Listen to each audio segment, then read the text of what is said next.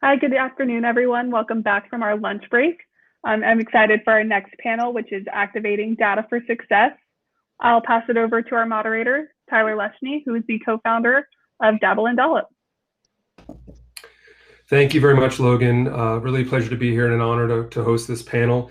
Again, my name is Tyler Leshny. I'm the co-founder of Dabble and Dollop, which is a children's bath and body brand that I co-founded with my wife, who spent about 20 years in the cosmetics and personal care industry. I had a slightly different path. I was in corporate finance and then was the president of a telecom company and spent a lot of time focusing on data and data management. So hopefully I can bring some expertise here and also ask some good questions of our group. Just real quick as a goal for our session, if this were about 10 or 15 years ago, we'd be talking about what is data, why is it important? I think it's plainly obvious now that data is driving business both online and in the brick and mortar space. So we're just going to accept the fact that data is a really important thing. And the goal for this panel is to talk about some of the strategies, tools, and pathways companies and vendors have taken to help get the most out of the data that we do collect and maximize it for our customers. So that's a little bit about me and what we're doing, and I'd like to just turn it over to our panelists to do about a 30-second introduction, their name, where they work, and a little bit about themselves. So we'll start with Susie Devine. Yeah, hi everyone. Thank you for being here today. I am a women's health nurse, so my data background is more in health data prior to launching Binto. And Binto is a women's reproductive health company.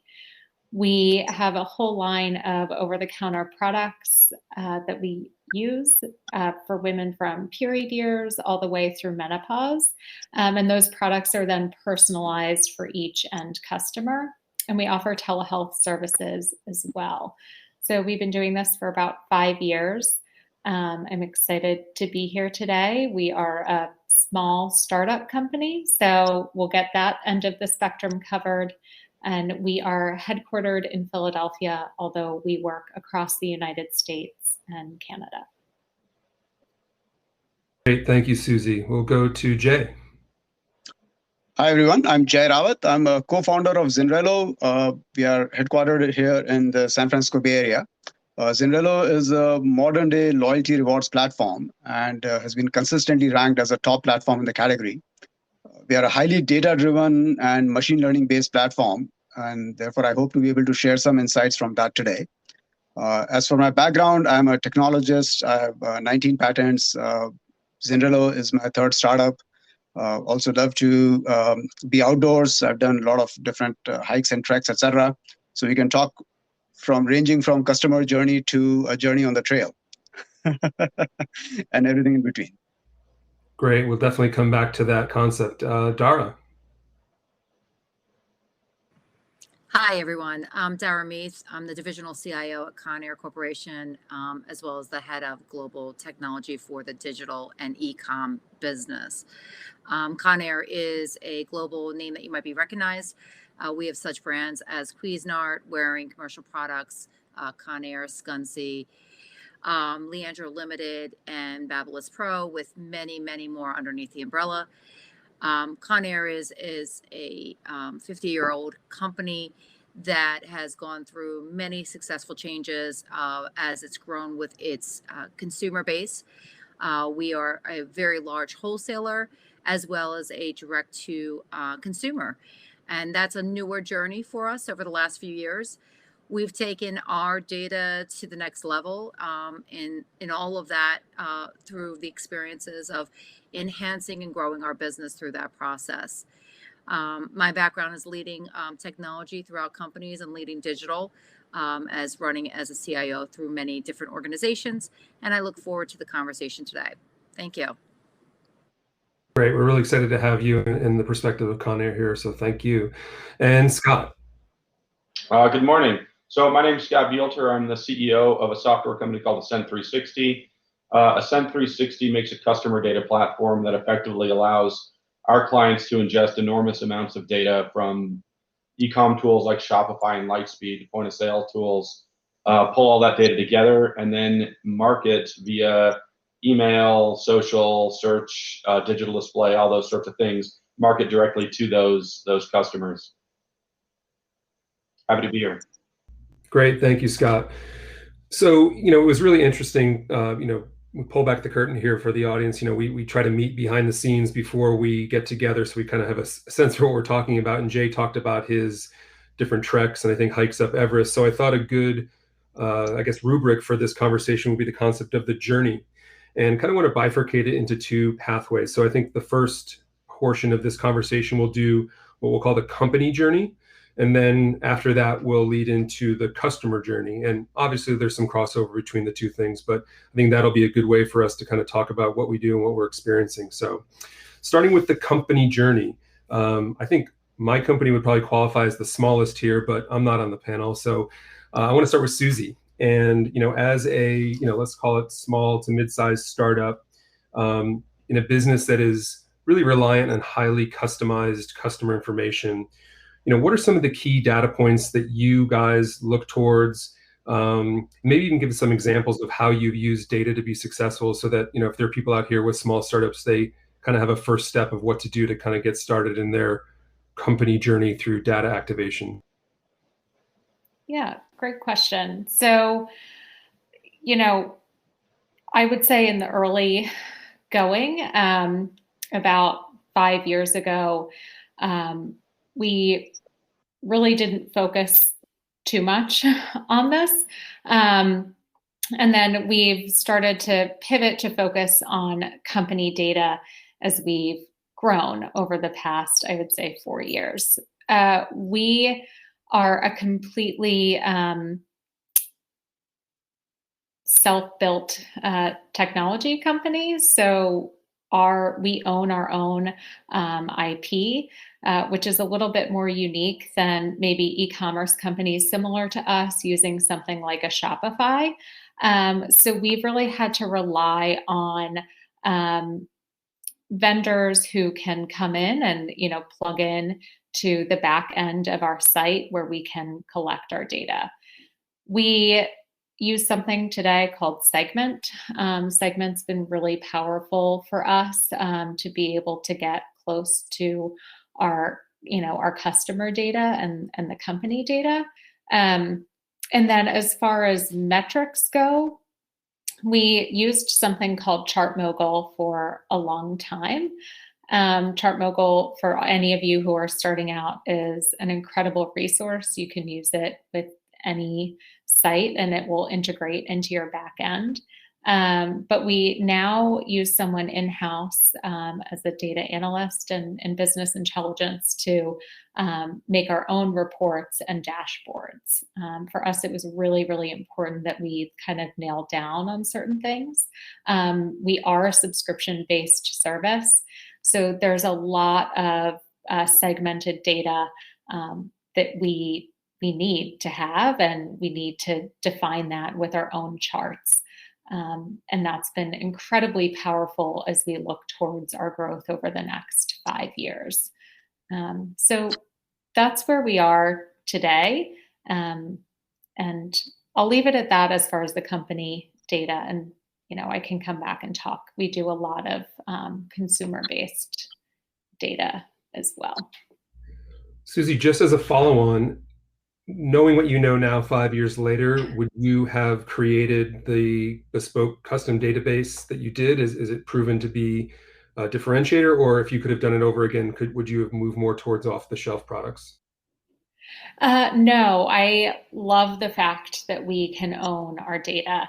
I think it's really powerful. The way we work is someone will come onto our site and fill out what seems to be like a health intake survey, but it's a technology algorithm. So we have to make sure that we're HIPAA compliant. There's a lot of things that we have to do because we're storing patients' personal health data.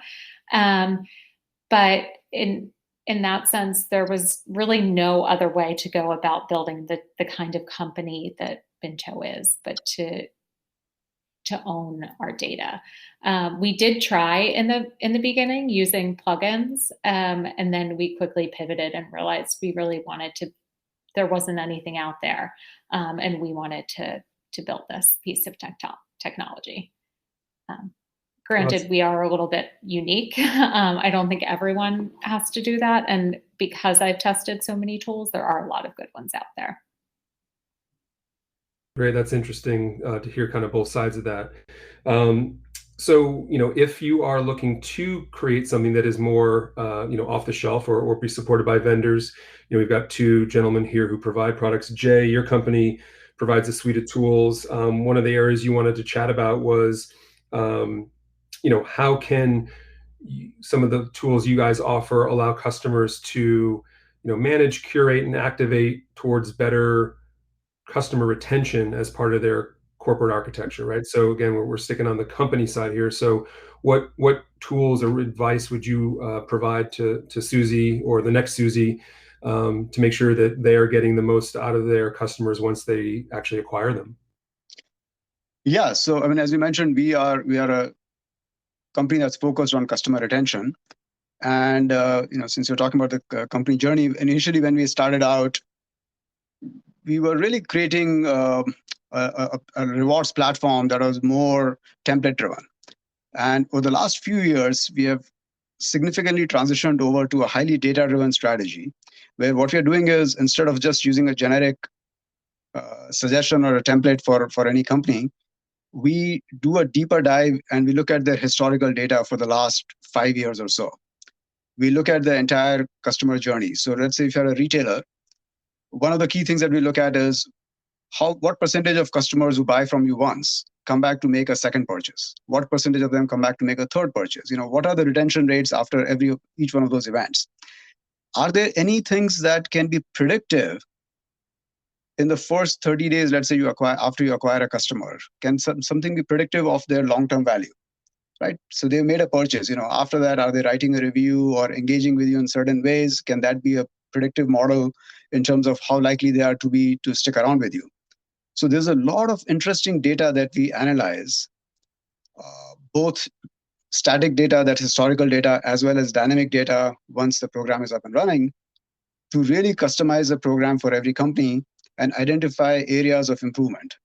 And we have seen that by switching to this highly data-driven strategy, the performance has improved by 3 to 5x overall.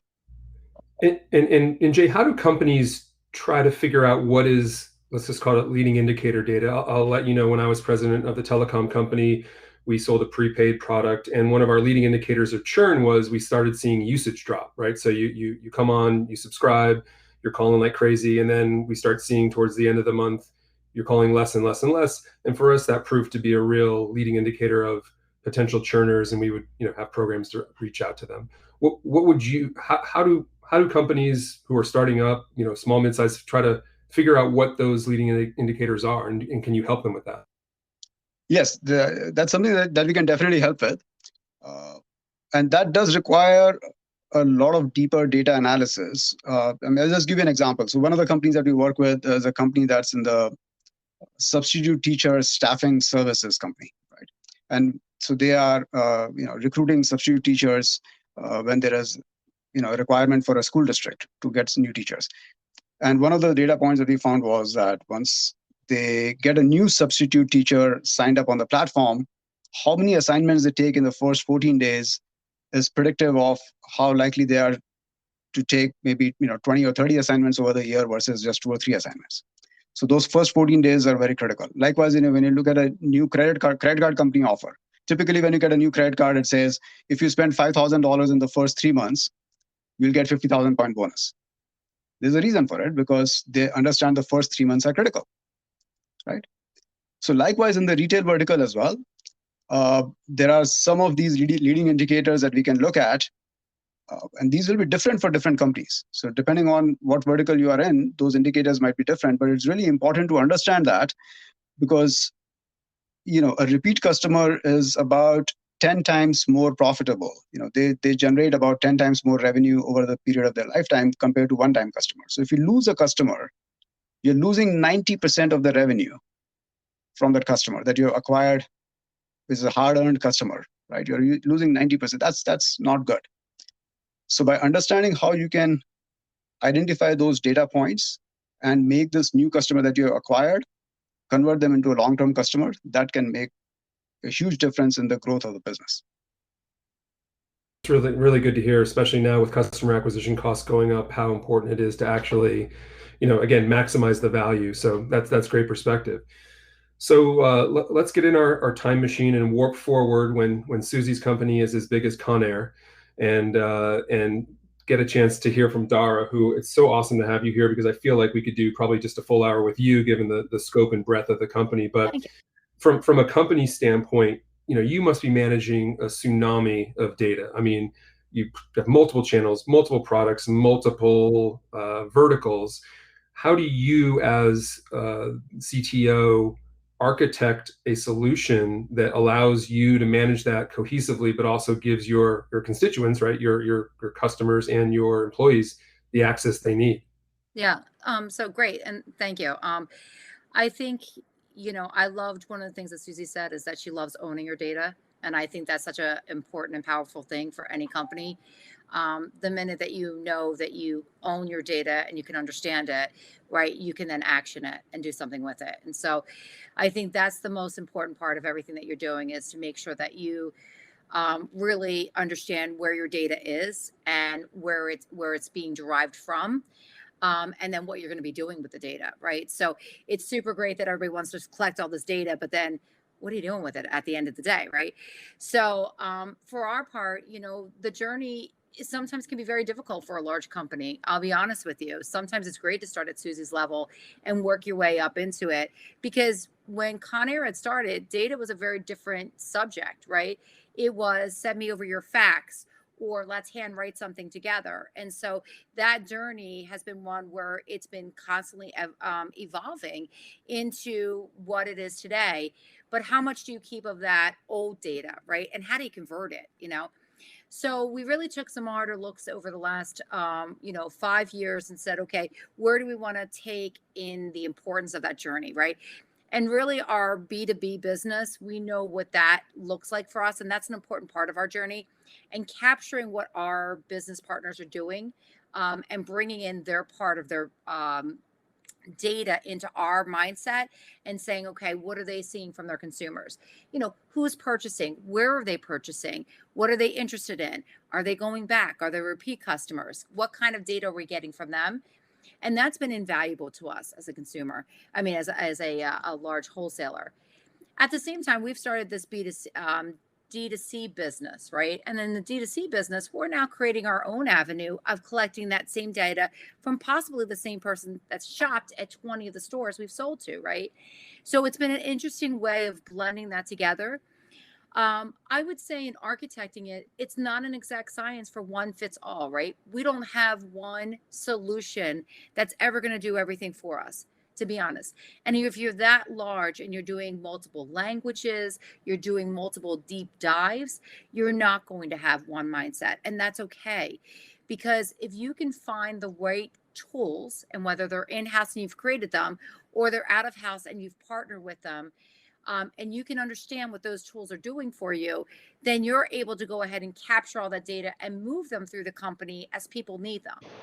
And for example, when we started to add in this D2C avenue of business, we knew that wouldn't fit very well in some of that wholesale collective data that we've put out there. So we started to say, all right, what do we want to streamline together? And then what do we need to build in bridges for in order for that data to kind of blend together? The greatest part about all the data that we found, though, is not only are we understanding our consumers better, but we're starting to understand our products better. And that product understanding is creating new products in the right way, right? We're starting to levitate products that have been on the shelves for a little bit and have really had some small traction, but now can have larger traction in the future. We're starting to understand more of a global presence, where we were understanding things in more of a smaller scope in the past. We're now able to collectively grab that data together and see commonality where we can actually grow that path and say, okay, I think this is a really good tool for these types of environments. Let's stretch it out and see how we do in bringing that. So in our capture, I would say we don't have a one size fits all in our data model. And I think that's okay. I think also one of the things that we've done, and I think large companies should do this, is invest in the tools, but invest in the people, that are learning about the tools, and they're going to be using the tools, and they're going to be building the tools. It's very important to have an infrastructure in-house to support the entire model. If you don't, and you're reliant always on third party, your in-house teams that are going to use the data will never have that partnership that they need to feel very confident in the data. So as you align yourself within this, and it could be any department that's going to be processing the data, it's important that you sit aside next to them and help them to process that data.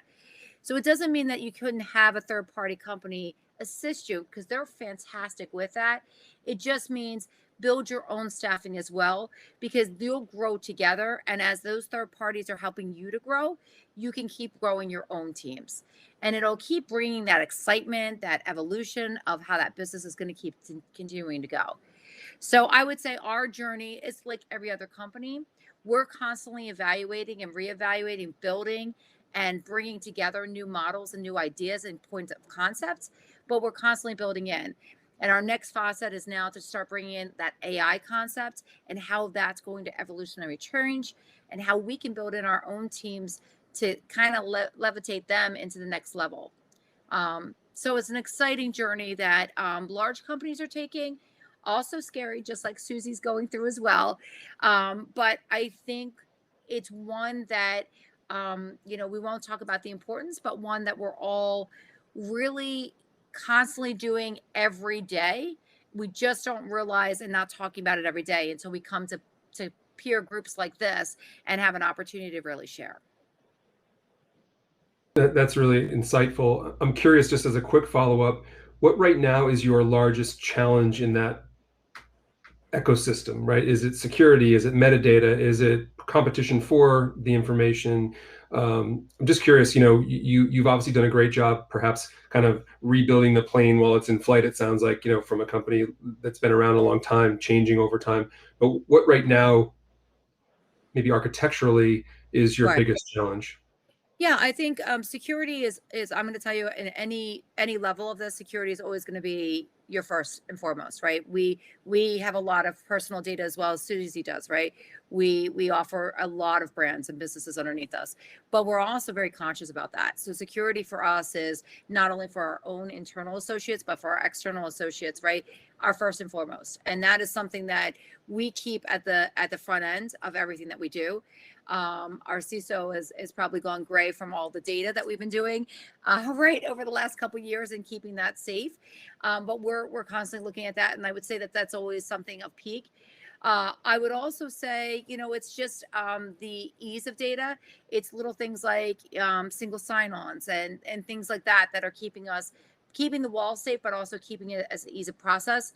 And I would think it's priority right now. To your point, we have so many different projects and so many different business scopes.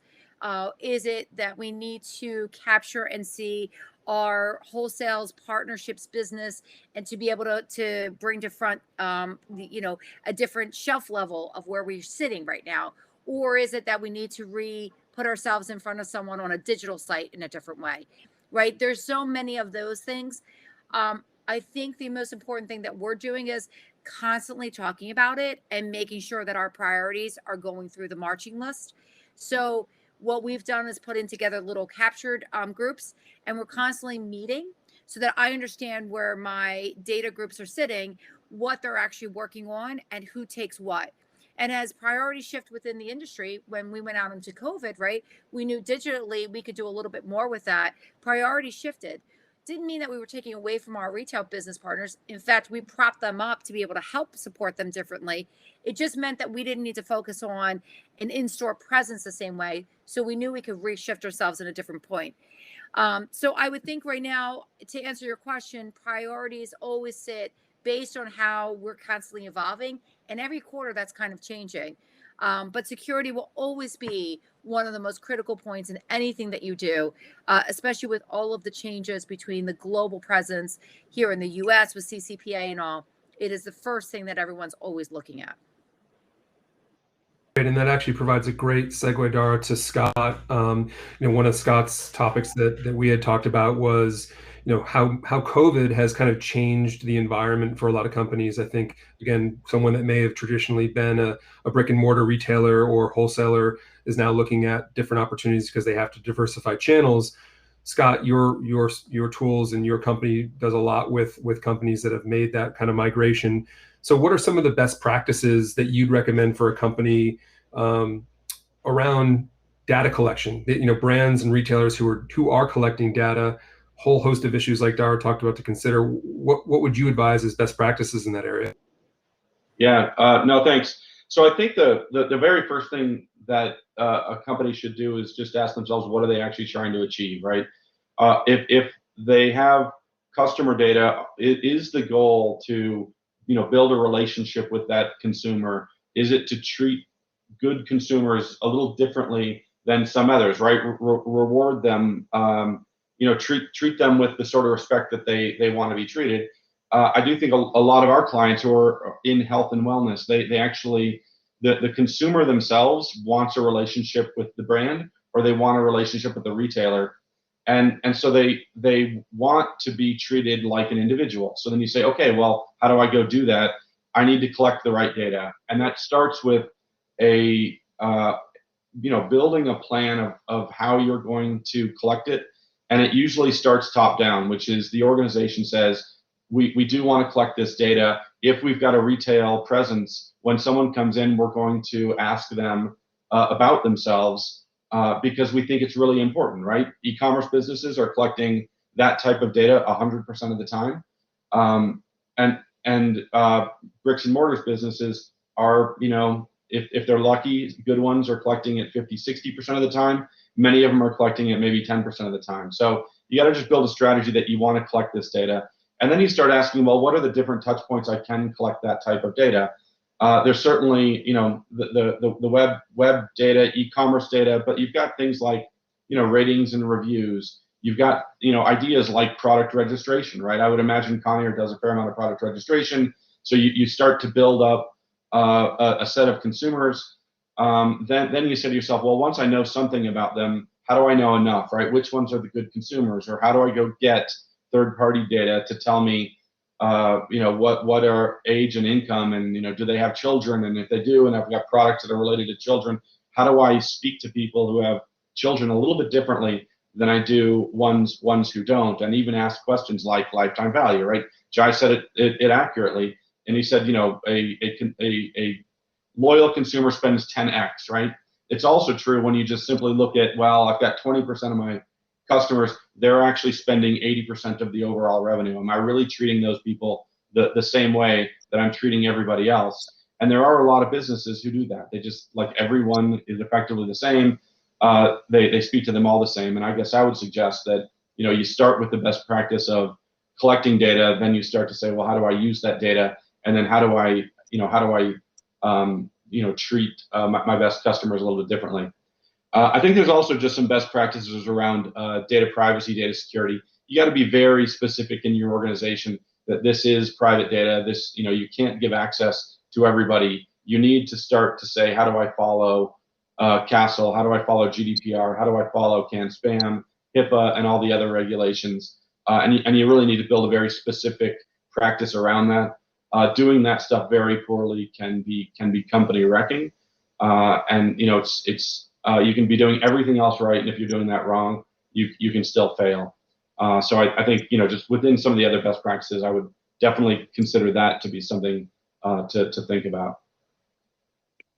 Along the lines of best practices, one of the things I learned early on was, sometimes the most important choice is the choice to say no to something, right? So, what would you recommend? What are the key pieces of data for smaller to mid-sized companies? I mean, again, I think you rattled off just right there 15 different parameters that you could look at around a customer or their buying habits. How much is too much? Like, where does it stop? What are the core pillars that you really have to have, and then the next stuff becomes kind of frosting on the cake? Yeah, I think there's something of a maturity model there, and a crawl, walk, run. And I think that everyone should start with a crawl, and that is, let's do our best to collect some consumer information, right? Email first and foremost, name and address if you can get that information. and then start building some of the data around that, right? What have they purchased? How are they interacting with your brand or your retailer? And that might be through email data, clicks and opens, and that might be web behavior. And on some level, it's actually really simple, right? If you just say, look, I'm going to do a couple of simple things. I'm going to know how much someone is spending so I can treat them well. We actually have a client that sells a relatively high-end product. Before we started working with them, they had a customer come in, spent $30,000. They left without collecting any information, and the owner of that business actually says, "My God, I can't thank them. I can't tell them about what happens if the product goes bad. I can't do any sort of services for them. I know nothing about this customer, but shoot, they spent $30,000. I'd love to send them a bottle of wine." So really basic stuff. But then if you say, well, how do I know who's a good prospect, right? It probably is someone who's opening and clicking on your emails, right? They're raising their hand and they're telling you, I'm interested, right? They're wandering around your website. And then, that's for kind of a prospect perspective. From a customer perspective, it's the same thing. It's like, is someone a repeat buyer? Are they engaging? If they are, let's give them a hug. We actually worked with a client who just sent an email to 500 of their best customers, came from the CEO, and it was simply, "Thank you, I appreciate your business." And you can imagine that goes a long way. That's great. It's great to hear some of that, and it's reminders to us in our small business. We're collecting a lot of that, and to make sure even in the early stages to reach out and thank the people that are giving you the chance to grow. So I think great advice for all of us. So we're about halfway through. I wanted to remind the audience that we are going to try to reserve 5 to 7 minutes at the end for questions. You have a chat box there available. I wrote a little note there. If you have questions for any of our panelists or myself, please feel free. And if I don't see any questions, we can certainly keep talking, but wanted to remind you guys of that. So, Jay's our big hiker. We've climbed our first mountain. We climbed K2. Now we're going for Everest. So we're moving from the company journey to the customer journey. And, as luck or unluck would have it, it's probably one of the most interesting times in the last at least 6 to 9 months to talk about the customer journey, given some of the changes that have come down the pike in the last couple of weeks, particularly with Apple and their iOS platform. Did some reading prior to this, and we saw that out of the gate, CNET article said only 4% of people have actually opted into receiving ads now from Facebook and Instagram on the new iOS 14 update. Really scary for small customers like us that revolve around people seeing our product. Also spoke to a contact who has a private equity portfolio in a number of D2C companies, and he said they're already seeing a 25 to 30% increase in customer acquisition cost as a result of the update. So not great data points, but data points that present opportunities and chances for us to conquer them. So Susie, as someone probably in a similar boat to me, that's probably scary news. Especially because you have such a bespoke relationship with your customers. So how do you, in this new world or evolving world, use the data you've already collected to get more out of perhaps existing customers? I was thinking about your business. It's such a personal relationship you have, I would presume primarily with your mothers to be. It's almost like family probably. So how do you dance the fine line of being trustworthy but not pushy, but also wanting to make sure that they're buying and not just looking? Yeah, you hit the nail on the head. It's extremely personal. I can relate to our customers in the fact that not only did I work as an IVF and fertility nurse, but I'm going through this myself right now. So I'm literally walking in their shoes. So we do a lot of storytelling as part of our work at Vinto, and incorporating my story into our communications with customers. And I think opening up that door has allowed for so much more trust and data collection. The amount of information people share with us is completely mind-blowing in our survey, and they have options to write in additional details. So that's like one layer of how we built trust. So the person behind the business, which is me, and I'm really the face of it, and that I'm a licensed health provider. So we really kind of get them to walk in the door that way. But I was laughing at Scott talking about sending a bottle of wine. I did over 1,000 handwritten notes last month to some of our customers, and they take pictures on Instagram and they DM us and they just say like how much it means to them to get that. You know, I'm not going to be able to do this forever. It took me like all weekend to write these notes, and that was just a tiny fraction of our customers, but it goes such a long way. It's what we're entering into is figuring out, okay, first it was about acquisition. Now it's about retention, and figuring out, well, you know, why do we have these customers? What makes them stay? And how are we going to find more women like these people that we already have on board? The iOS 14 update is definitely not ideal for any D2C e-commerce company like myself. We've been, you know, similar to Dara, we've been dabbling into sort of that wholesale retail space for a while now, with certain products that we carry. And I think, you know, that's an exciting way to get in front of consumers. So while only 4% opted in, you still get ads. They're just more targeted to you. So, you know, that's why we use segment at Binto. We don't rely on those, like, I think it's a third-party cookies, so that we can sort of like get around that. So that's when I was talking about owning your data, and being, you know, careful and mindful of what you're using to get those pay-per-click ads out.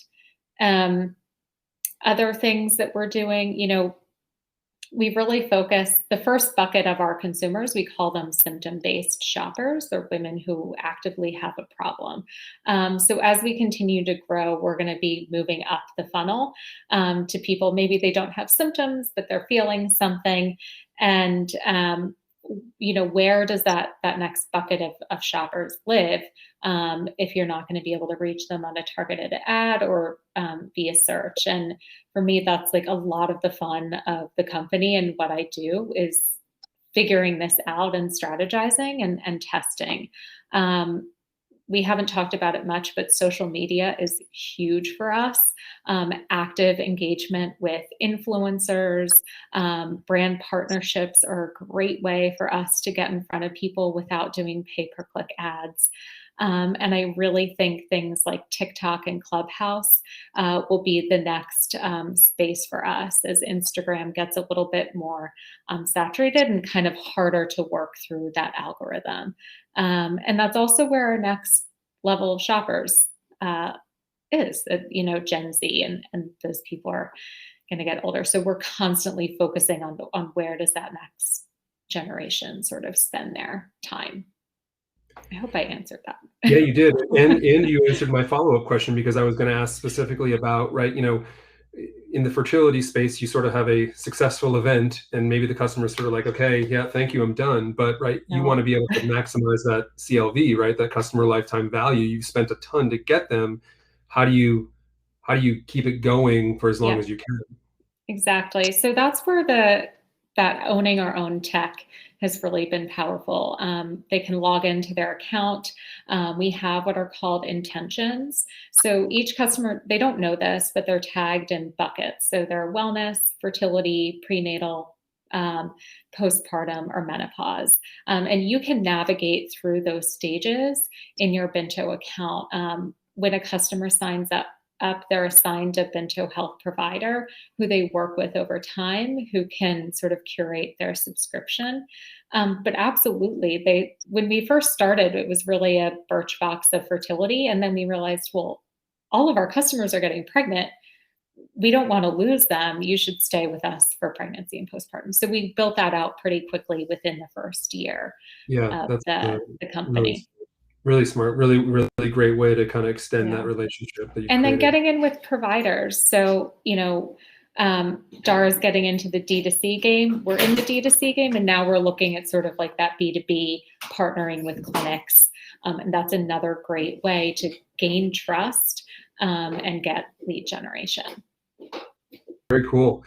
So, Scott, not only is iOS an issue, we've got the looming change that Google is going to take place, limiting third-party cookies by 2022. So it goes maybe from bad to worse, but also some other opportunities. So how should we heard a little bit about what company like Susie is doing. What would you recommend as some other tools or tactics that companies can do to battle in that space? Yeah, so I think, the landscape is changing in a really substantive way.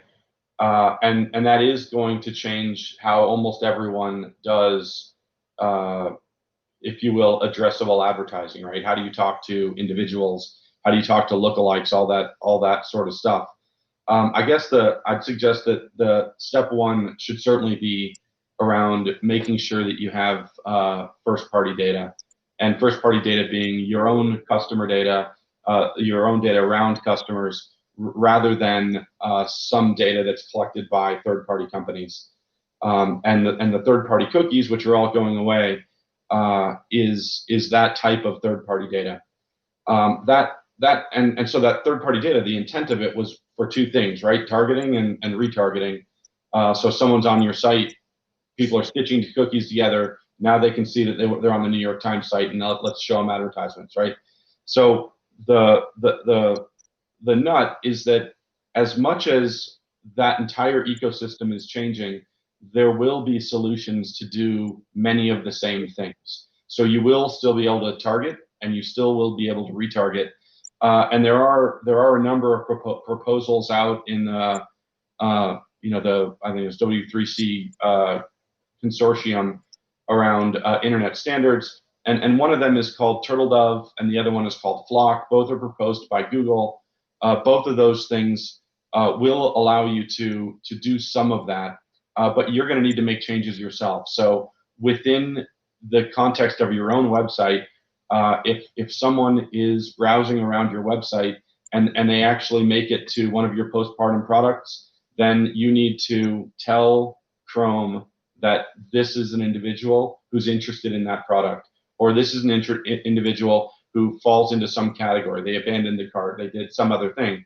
Once you do that, then you will be able to work with ad networks and retarget people who are actually within that interest group, even if they are at some other site. You'll never know who they are. The privacy actually is increased. There's a lot of critique around some of the proposals that Google put out, for reasons that they are a giant ad tech company, and they're going to have more ability to do more ad, gain more market share.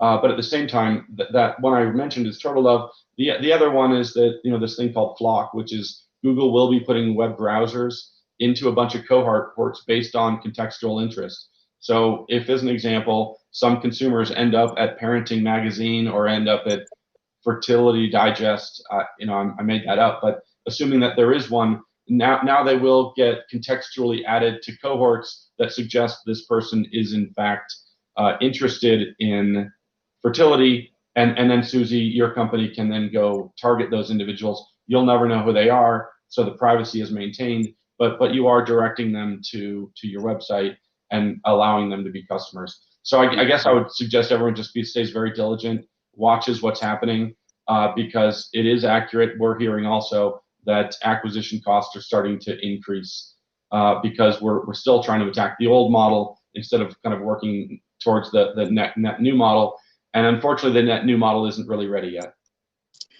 I think, sorry, just to chime in there a little bit.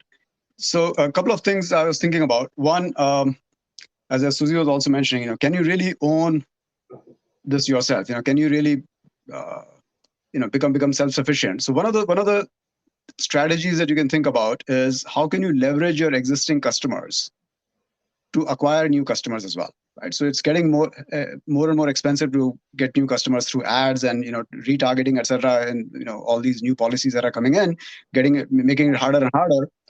But the word of mouth continues to be one of the strongest way to acquire new customers, right?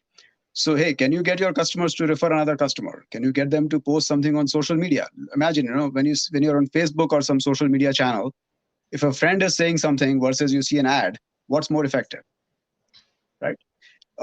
So those are some of the other areas to think about. Is can you leverage your existing set of customers to acquire new customers? That's one. And secondly, even when you're thinking about data collection, so Scott was talking about first-party data collection, right? Can you do these little micro surveys? Just ask your customer, hey, what's your favorite color? What's your favorite brand? Your name, age, gender, etc. I had a friend who was a CMO at coupon.com, and he said they had a whole spreadsheet where they said that, okay, if you give them a 25-cent coupon, they'll give you their email address. If you give them a $1 coupon, they'll give you their home address. So now what we've done is we've sort of wrapped it around in a rewards program where we are saying, look, it's not just about your traditional rewards program where you get points for purchase. If you refer a friend, if you post on social media, if you participate in this little survey where you give us some information, these are all the different ways you are engaging customers and you are thanking them as well, which is very important. So the customers feel appreciated. And you are able to not only create these customers into repeat customers, you are also converting these customers into brand advocates. You are also learning more about these customers. And the last bit, which Dara had mentioned about collecting data. If you're a wholesaler, how do you get data about the customers who are buying your products at these third-party, retailer companies? So again, one of the interesting ideas there is allow the customers to submit a copy of the receipt and let them earn reward for that. So you're buying this product at Target or Walmart. Hey, just take a picture of the receipt, send it to us. Now I know who you are. I know what you bought. I know where you bought it from. I know how much you paid. I know what else you bought. I have incredible amount of data about you, right? And just allow the customers to do that. And now customers are voluntarily giving you all this information. So there are some very interesting strategies that you can think about, which allows you to leverage your existing set of customers to collect data and to acquire new customers and really reduce your reliance upon all these third-party data and cookies and whatnot. Really need to be almost like a return to scrappiness, right? I mean, it was a little bit easy, right? Because everyone was just sort of giving up their information and getting cookied and you knew where they were. But so what you're saying is basically you almost kind of have to, I don't want to use the word sneaky. You have to be a little more crafty and creative to get the information that someone's willing to give you that they maybe, didn't even know they were giving you before. Exactly. I call it a little bit of democratization of marketing. It's the relationship with the consumers is not just, that I'm the marketer and I'm pushing messages to you. The customers are also become marketers at this point, right? So think about all the different ways you can really leverage the hardened customer that you have. There's so much more you can do than just, send them emails and coupons. Very interesting. Dara, the notion of customer retention, customer acquisition obviously gets, inflated exponentially in an organization the size of Conair. I have to think that there's tons of discussion and strategy around, someone comes in and buys that hairdryer, and then you think about, okay, well, what is their lifetime value? How do you market to them, a blender, a massager, home health kit? Talk us through a little bit about how you guys manage, which, from our perspective would seem to be just an absolutely super complicated customer journey, through your various brands and products and where someone gets on-ramped and off-ramped. I'm just really curious to hear a little bit about, what the journey through an organization of that size looks like. Yeah, I think, all the conversation we've had just now about the third party and all is so interesting because everyone's always having that conversation, right? There's so many changes that are happening. And I think, we've learned to start relying on our own data as well, right? How are we trying to collect that? Scott brought up the point, like, do we have things like, registering tools and registering equipment and stuff? And we do, right? And that's an important part of our business. It's important for the consumer, but it's important for us to know also who the consumer is. And so if you get a 20%, 50% of them to do that, you're there halfway through that journey with them, right? You understand who they are, you have information about them, and you know what they've purchased. and a lot of our tools underneath that. But we also do some businesses like Scunsi, which is a more of a fashion model instance, and we don't get that. So we're constantly looking at how are they blended together. We use a lot of our internal planning now. I would say years ago, Conair was separated in the concept where they didn't necessarily need to meet each other's journey points together, because each model or each business was very successful on its own, and it kind of needed to get to that prop up point to say, here's who I am, here's my label, right? And when you're a Cuisinart, you've got a very strong label. And so there's not a whole lot that you need to do within that journey process at the beginning, and it wasn't as thought of. But now that there are so much cross value to it, what we're looking at is as those data points come in, and whether it's from our B2B partners, whether it's coming in from our own data points within our D2C, or whether we're collecting it through that D2C in a different way. We're collecting a lot about our consumers in back-end features, about giving them out surveys, understanding what they're looking to see, right? What products have they seen that we've launched in a point of concept philosophy, right? We're doing those types of things too. We're also looking at data points in just a little segue of even their payments, right? How are people paying today? What are they getting out of the efficiencies of paying? What type of models are we looking at from that? Because there's a lot of data within those payment models that people aren't looking at, right? It's the entire order process that really makes a difference. And so as we're bringing all that in, what we're doing is now trying to take that and find common grounds first, right? Are there, that common level of the Cuisinart brand with the Conair brand, right? And we're bringing those common points together and saying, all right, we've had, customer A shop from this, and this point, and these are kind of what they've been shopping for. How is that really looked at for them, right? What can we do to offer them a little bit more? Are there coupons? Is there a common platform that we can go out and give them? Is there anything that makes sense from even changing our packaging, sustainability? What are we hearing from them through that journey that we're trying to then take in, but also action? Action is the key. So many people talk about collecting all this data and doing so much with it to upsell, but there's so many other actionable points that people want to see from you that ultimately create a sale. And those are things like sustainability, or, talking to them about what their experiences are like, talking to them about what common interests they have, or what new products that they'd be interested in. Those are the types of things that we're doing through this journey, through our process. And we're doing that across the path between all of our different business brands. We take and run, we were doing it on a weekly basis, we became a lot. So we're doing it now like in a bi-weekly to a monthly basis, global meetings with all of not just the department heads globally, but also key members underneath those global heads that are in marketing, that are in operations, that are in manufacturing, within our warehouses and all. And they're coming in, and each one of them are adding in a piece of what they're looking to, make changes on based on their knowledge about the customers, what sales they're seeing, what data points they're having. And we're opening this up into many different segue of conversation. And as I mentioned, it could be about the way we're changing our packaging and we're going into a new kind of concept. It could be the way that we're reaching out to our consumers. We're not tagging them every day in an email. We're cutting down now and tagging them once a week because we've heard them, and that's not the right journey for them.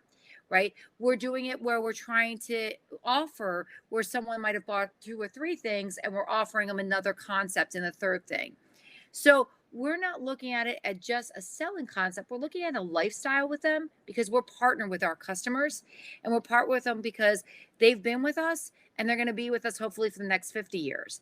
And so large companies, and I think small companies, right? Susie's doing that now. The handwritten notes, I completely understand, Susie. I've been in that journey in the past, and I do understand it. And there is a great way to keep touching and feeling them without hurting your hand in the end. And it's still a personalized, personal thing. We've done a lot of that. And what I've brought in were a lot of personal touches of, we understand that we're backlogged, especially during the pandemic with your shipping. Everyone was. We're really sorry about that. Here's some things that we can offer you to hopefully keep you as one of our customers. And we did a lot of that touch point during it. And I won't say that we're always 100% successful. Large companies can't make anybody happy completely. Small companies can't.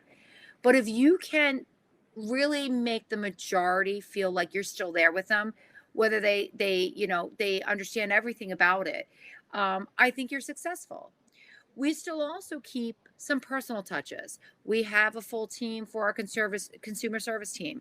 So if someone wants to talk to you versus getting something electronically these days, we're still doing that, right? If someone wants to give me their sales gut feeling versus reading all the data that I just provided them, because they know exactly that how they've been working with Walmart for the last 25 years. And even though the data says all this, in their gut, they also know that this isn't going to work. We'll blend the two together and still hear that. So we have to know that there's still a human interaction side to everything that we're doing. And it makes it important to rebalance the data that we're seeing in both perspectives. It's really interesting. We've got about 4 minutes left. I don't see any questions yet, but one of the maybe surprise takeaways from this conversation, when we talk about data, I think we always think about technology. And the reality is it sounds like it's more about just sound business practices, right? And the little things that still mean a lot, like those personal touches, the handwritten note, obviously not scalable at a size of your company, but thanking that customer. And so really interesting takeaway that through all this influx of data and tech, right, good old fashioned business and consumer friendliness still matters the most. I would agree. I would say one thing too. What it also does is it highlights also through the data, right? It highlights a way for you to do better business. So not just the consumer facing business, but better business for yourself. And it highlights ways of you opening up a new business line or a new business avenue or a new business product. So there's so much that data can do internally effectively to always affect externally.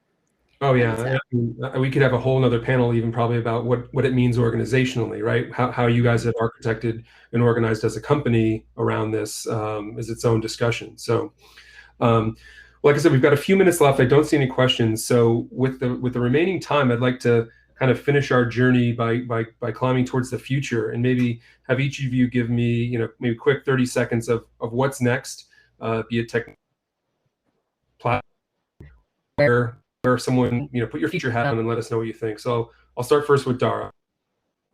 I would say our future hat is, or my future hat in looking at data is really, continuing to build our business with the right data, to use it in the right way. So it's effective for the business and not just collecting data that's going to sit on a shelf like books used to, right? It's taking that data and actually presenting it and using it. And allowing and helping visually for the next few years, my teams of marketers and sales associates really lift their businesses into the right realm, as well as taking those data and what the new tools and technology is out there and helping to segue and transmit into my teams so that they can continue to grow and learn themselves as we go into these cloud-based environments and hybrids environments as we're in. And they want to get into these next levels of AI. We are in that level and we are developing it well, but we're taking our steps towards it. And I'm looking forward to seeing my teams activated in a further manner and watching how that will be the next presence for my internal customers as well as my external. Great. Real quick, Scott, Jay, AI, where is it sit? Here, soon, not yet, real quick. Yeah, so sorry, go ahead, Scott. So I would actually say it's actually very important, but again, in the maturity model, it is probably the last thing that you might think about. And I would actually say that there's this classical pyramid in the data world where you've got data at the bottom, which is the foundation, that then becomes information, which is some context. Ultimately, that looks like knowledge, and at the very peak is wisdom. And wisdom starts coming where you've got millions of data points, but what tells you the wisdom is very, very simple, right? It could be a 1 to 5 star of how good a customer this is, or what that customer might look like in the future. And you're not going to get there without some amount of advanced analytics or something that's starting to look like AI ML. It can start out relatively simple, but I think that's the real goal to get to, is to where you're not really thinking about all the data. You're thinking about what it's telling you and the wisdom you get from it. Sorry, Jai, go ahead. No, yeah. So that's a good point. So yeah, we are already using some machine learning techniques in identifying the opportunities, and that's an area that we're continuing to build up on that. What we are trying to do essentially is that work with our customers and say, okay, so let's identify where the biggest opportunities are. What are you trying to increase? Are you trying to increase your average order value? Are you trying to increase your conversion rates after the first purchase? Are you trying to increase more referrals and so on? And then have the data automatically suggest some ideas and strategies as to what is likely to, move the needle for that particular objective. Very good. And Susie, a final word. What's next for you? What anything you guys are looking at for future tools? I think you're still muted, Susie. Sorry. I was just going to say, I really resonate with what Jai and Scott have been talking about in terms of like putting that data to use and really understanding your customer cohorts. And that's really where we're starting to walk right now. And then deeper into that, Dara mentioned this sort of the future, using data to innovate future products. And we've really set up ourselves well for that at Bento in terms of the health data we're collecting, and we can really map trends within our customers' health journey, and that's going to drive future products for us at Bento. Well, in the virtual world, I don't know if they, take a cane and take you off stage or how this ends, but we're out of time. But thank you guys so much. Really, really interesting conversation from so many perspectives. Susie, Scott, Dara, Jay, really, really enjoyed it. And I think there's a lot of change in the space right now, so it's good to hear different perspectives, big and small, the tools, the providers out there, and again, those little things that still mean a lot, even in this technology world. So thank you guys all very much. Appreciate you giving me the opportunity to moderate, and to you, Logan. Thank you. Yeah, of course. Thank you guys so much for speaking. Absolutely. Thank you. Cool. And for all of the attendees still watching, you should have been prompted to go to the next session, which just started, and I'll see you guys over there. And thanks again, Tyler, and all of the speakers. Bye now. Thank you.